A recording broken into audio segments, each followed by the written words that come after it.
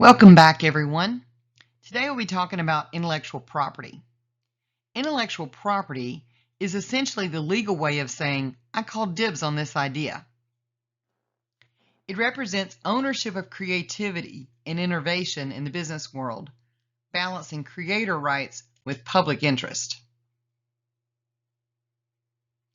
This lecture explores the complex legal and ethical dimensions of IP, including copyright law, fair use doctrine, trademarks, patents, and trade secrets.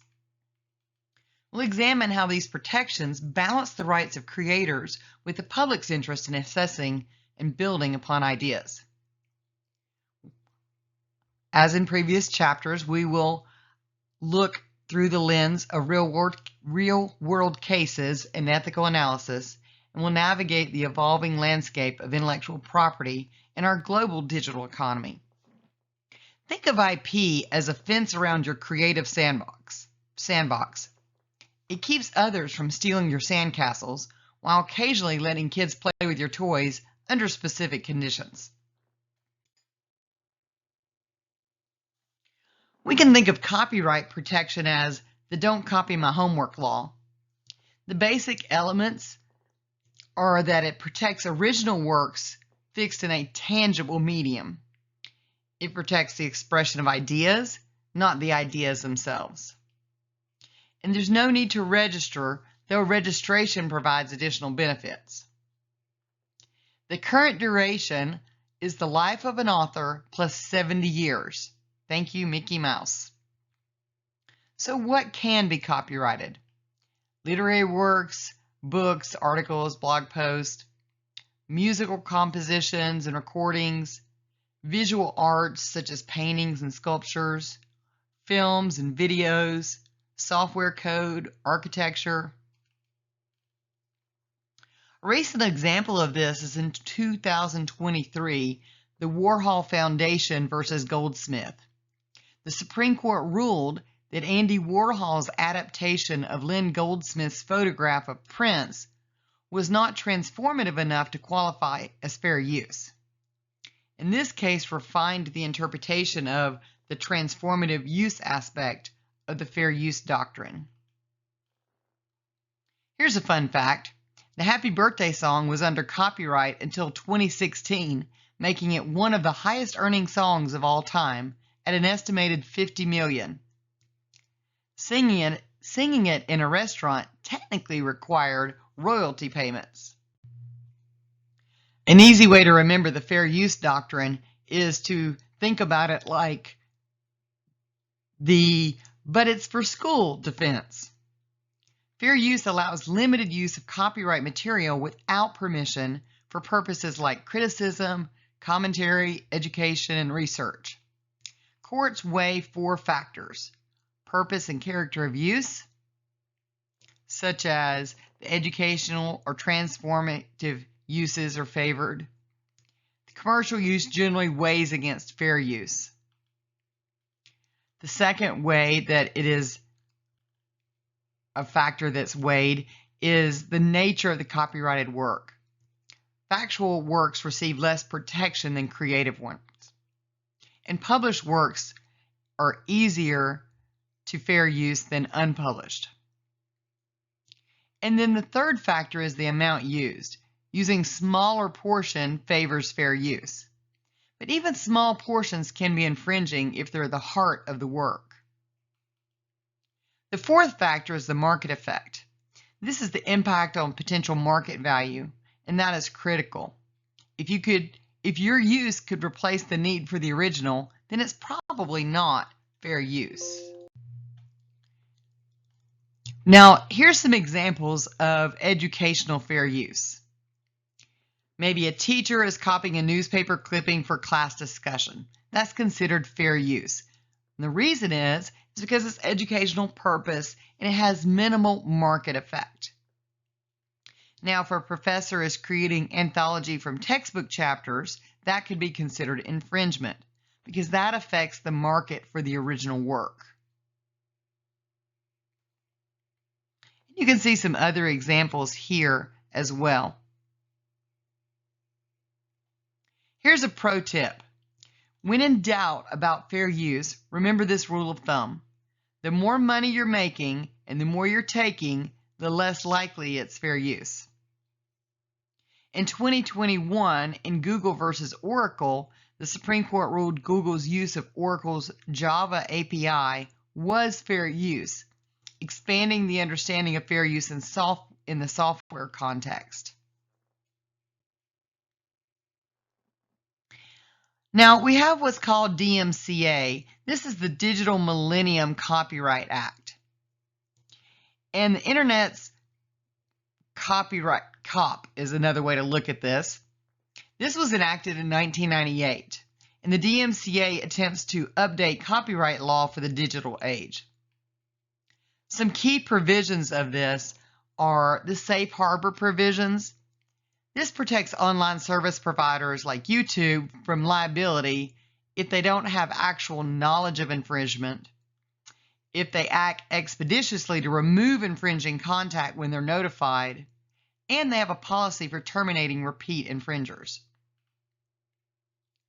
Another component of this is the takedown notices. Copyright holders must consider fair use before issuing the takedown notice. In the example of Lenz versus Universal Music Corp., the dancing baby case, mother posted a video of a baby dancing to Prince's Let's Go Crazy. Universal issued takedown, and the court ruled they must consider fair use first. And then the other key component of that is educational protections. Educational institutions get special protections for faculty and student infringement. They must have copyright policies and provide information about copyright law. The DMCA attempts to balance the interests of copyright holders, content creators, platforms, and viewers in the digital age. However, its application continues to evolve through case law and interpretation. Remember, just because you can easily copy and paste something online doesn't mean you should. The DMCA has teeth. Statutory damages range from $750 to $30,000 per work. So here's another recent example. YouTube's Content ID creation system. YouTube's automated Content ID system flags potential copyright infringements, often overcoming and taking down legitimate fair use content. And this highlights ongoing tensions between automated enforcement and fair use principles. Now, when we go beyond copyright, we delve into the right of publicity. Another way of thinking about this, or an easy way to remember it, is the "that's my face" right. The right of public policy protects individuals from unauthorized commercial use of their identity. Some key elements here are it protects commercial value of one's persona, and that includes likeness, voice, and distinctive characteristics. But it must be balanced against First Amendment rights. There's a famous case, White versus Samsung. There was a Samsung ad that featured a robot dressed like Vanna White on the Wheel of Fortune set. And the court ruled Samsung violated White's right of publicity. And this case expanded publicity rights beyond the name and likeness to persona. Think about it. If you became famous, would you want companies using a robot version of you to sell their products without your permission? The answer is likely no, unless, of course, they're paying you big bucks. Now, in 2024, there was a lawsuit over AI voice clones. Several voice actors sued AI companies for training models on their voice without permission, claiming violation of the right of publicity. And this represents a whole new frontier in the right of publicity cases.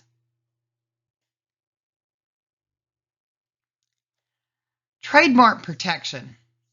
This is that's our logo right. Trademarks protect words, phrases, symbols, or designs that identify goods and services.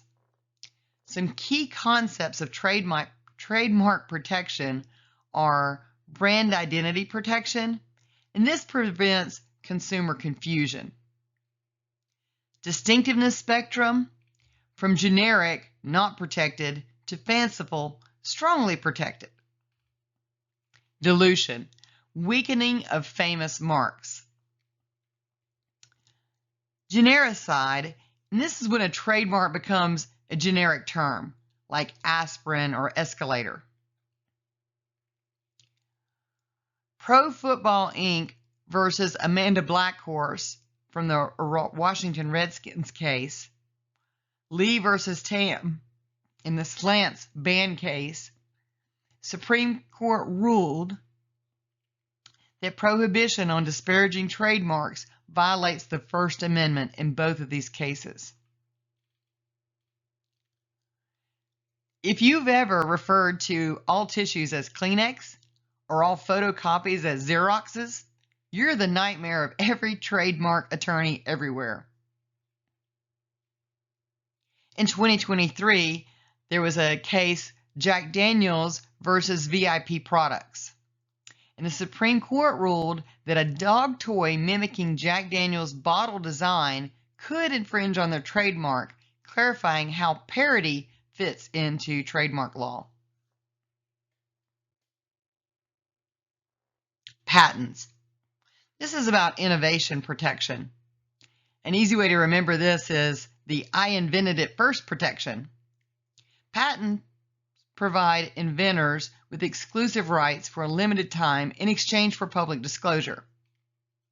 Key elements of things that can be patented are novelty, the invention must be new; usefulness, it must have a practical application; non-obviousness, should not be obvious to someone skilled in the field. Terms for patents are 20 years from the filing date. Now, full disclosure, you must enable others to recreate invention after the expiration. There's several different types of patents. Utility patents, that's for how things work. Design patents, that would be for how things look. Plant patents, for new plant varieties. Patent absurdity, the U.S. Patent Office issued patents for a stick as a pet toy, a method of swinging on a stick, and a method for exercising a cat with a laser pointer. Patent battles in COVID-19 vaccine technology were all the ruckus when COVID happened. Moderna, Pfizer, Biotechnik, and other companies engaged in significant patent disputes over mRNA vaccine technology, highlighting tensions between innovation protection and public health needs. Trade secret protection. This is the secret recipe right. Trade secrets protect valuable confidential business information. Some requirements of this are information must have independent economic value, not generally known or readily ascertainable, subject to reasonable efforts to maintain secrecy. Examples of trade secrets: the Coca-Cola formula, KFC's 11 herbs and spices, Google's search algorithm, customer lists, manufacturing processes, things like that. Now, the protection mechanisms in place for this are NDAs, non-disclosure agreements, confidentiality agreements, limited access to information, and also security protocols. The irony is, unlike other forms of intellectual property, trade secrets are only protected as long as they remain secret. Once the cat's out of the bag, whether through reverse engineering or leaks, the protection vanishes. Here's a recent example of trade secret protection in the United States versus Zoo in 2021. Former GE Aviation employee was convicted of economic espionage for attempting to steal trade secrets related to aircraft engines for the benefit of the Chinese government.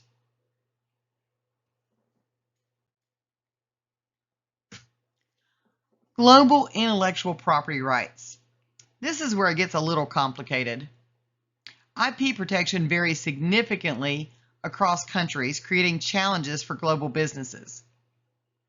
International treaties like TRIPS, trade-related aspects of intellectual property rights, sets minimum standards. The Berne Convention provides copyright protection across borders. The Madrid Protocol provides international trademark registration. The Patent Cooperation Treaty streamlines multi-country patent filing. Key tensions surrounding global intellectual property rights are pharmaceutical access, patent protections versus public health needs. Clean energy tech, IP restrictions may slow climate solutions. Cultural heritage, protection of indigenous knowledge. And reform efforts, patent pools for essential medicines, compulsory licensing for public health emergencies, open source and open innovation models. So when we think about an intellectual property from a global reality check, just because you have IP rights in the US doesn't mean you're protected worldwide. And enforcing your rights in some countries can be, let's just say, challenging. Now, the COVID-19 vaccine patent waiver was ongoing from 21 to 2023, and the WTO approved a limited waiver of patent rights for COVID-19 vaccines to increase access in developing countries. And this shows how global crises can reshape intellectual property norms. Creative Commons.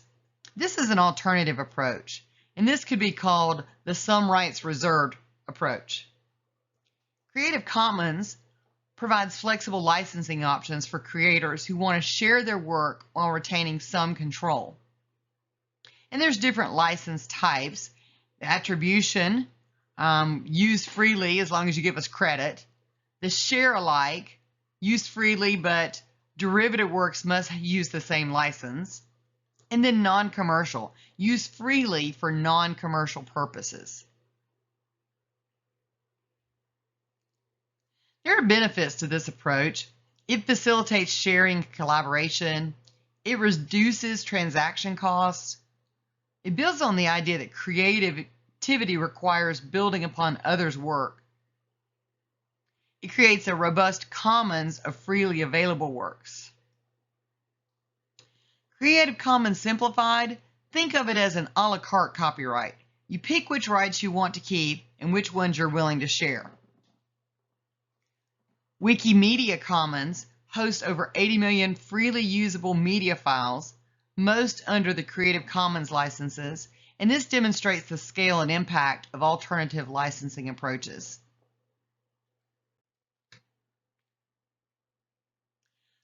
Let's talk about some ethical considerations in IP law. Different ethical frameworks yield varying perspectives on intellectual property. From the free market approach, strong IP rights incentivize innovation. Property rights should be protected, and market will determine optimal balance. From the utilitarian perspective, IP should maximize overall social welfare, balance incentives for creation against public access, and overprotection can harm society. From the deontological view, creators have moral rights to the creations. Society has rules to respect creators, and knowledge belongs to humanity. Intellectual property law attempts to balance multiple ethical considerations. Free market ethicists emphasize property rights and incentives for innovation. Utilitarians focus on maximizing overall social benefit through both protection and access. Deontologists consider fundamental duties to respect creators while ensuring knowledge advances. As technology evolves, these ethical tensions continue to shape intellectual property law and policy. So here's some questions to consider. Do IP laws promote or hinder innovation? Should life-saving drugs be subject to patent protection? How much borrowing is appropriate in the creative fields? How should AI-generated content be handled under IP law? IP law tries to solve an impossible riddle. How do we reward creators enough to keep them creating without locking up ideas that could benefit society? There's really no perfect answer, but that's what makes this field so interesting.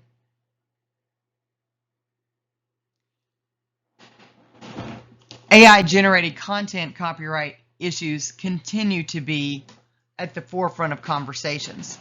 Recent cases like the United States Copyright Office's decision on Zarya of the Dawn have wrestled with whether AI-generated content can be copyrighted, raising fundamental questions about creativity and authorship.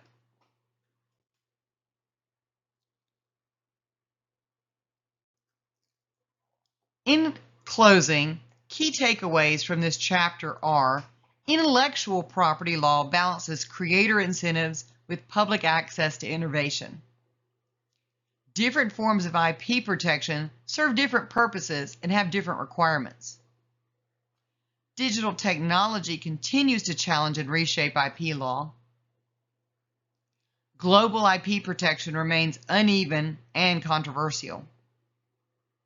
Alternative approaches like Creative Commons offer middle paths.